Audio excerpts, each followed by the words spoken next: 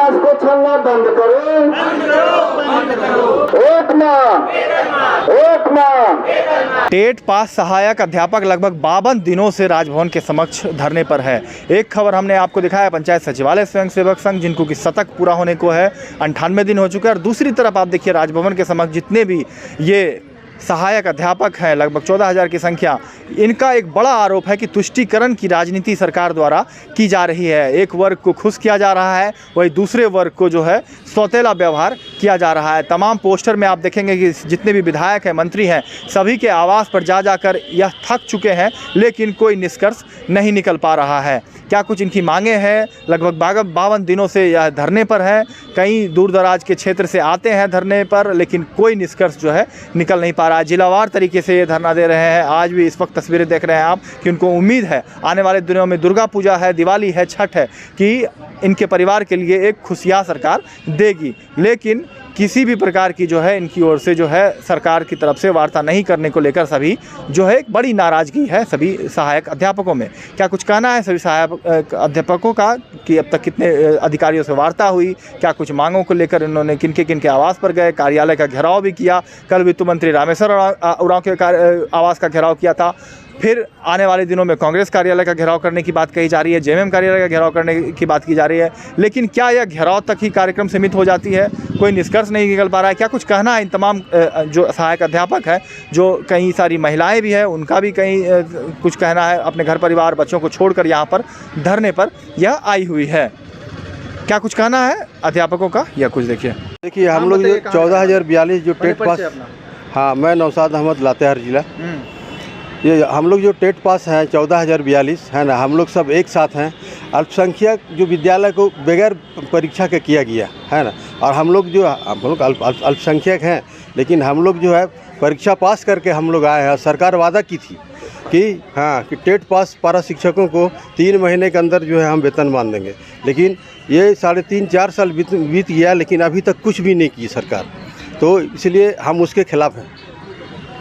क्या उधर जो लाभ दिया जा रहा है वो सही है, गलत है?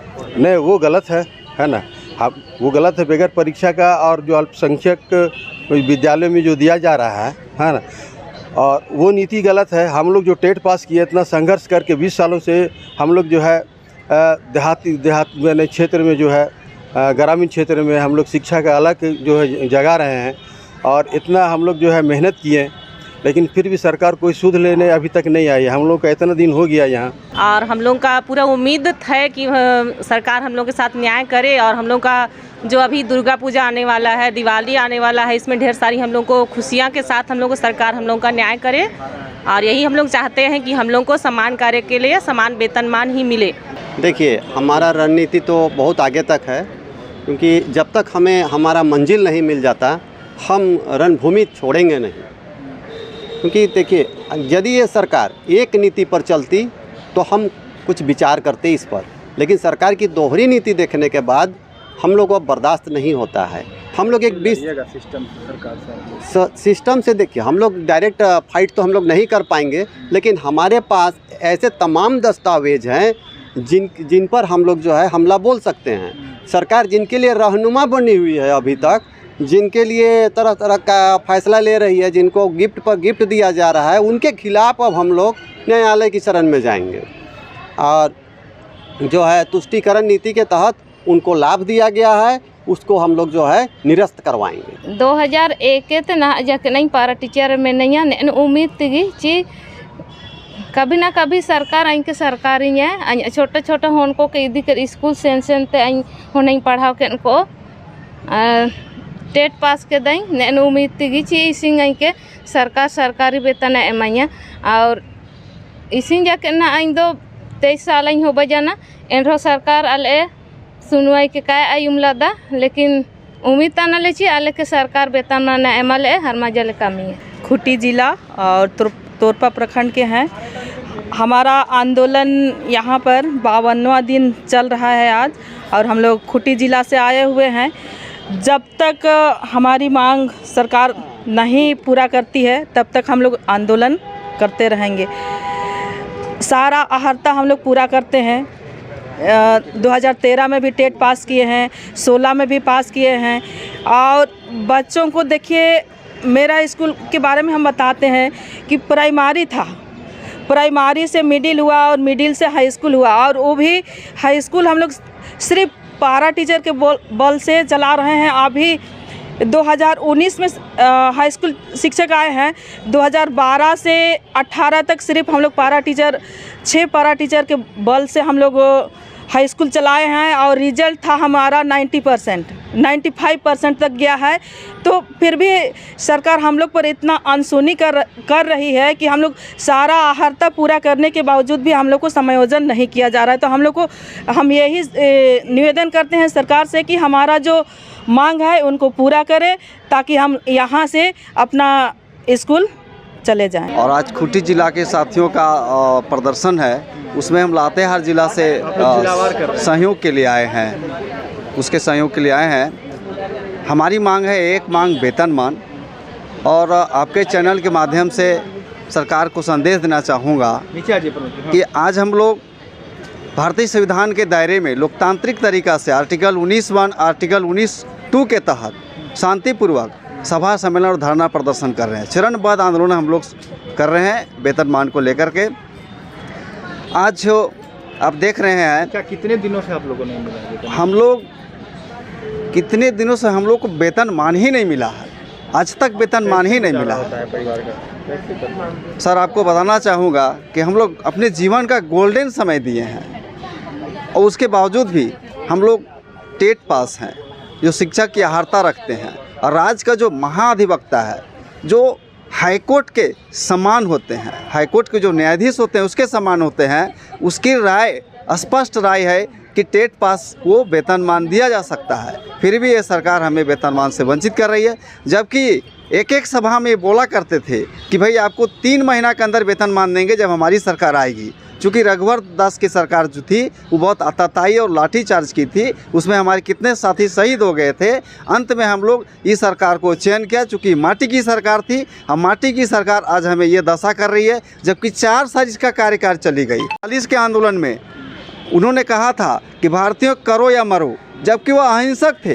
अंत में वह भी गुस्सा हो गए थे कि हमारे देश को आज़ादी नहीं कर रहे हैं। उन्होंने गुस्सा होने का उनका भी यही कारण था कि भाई अंग्रेज बोला था कि प्रथम विश्व युद्ध के बाद आपको आज़ादी दे देंगे, लेकिन दूसरे विश्व युद्ध के बाद दूसरे विश्व युद्ध में आज़ादी नहीं दिए। उसी समय उन्होंने करो या मरो का आंदोलन शुरू किए थे।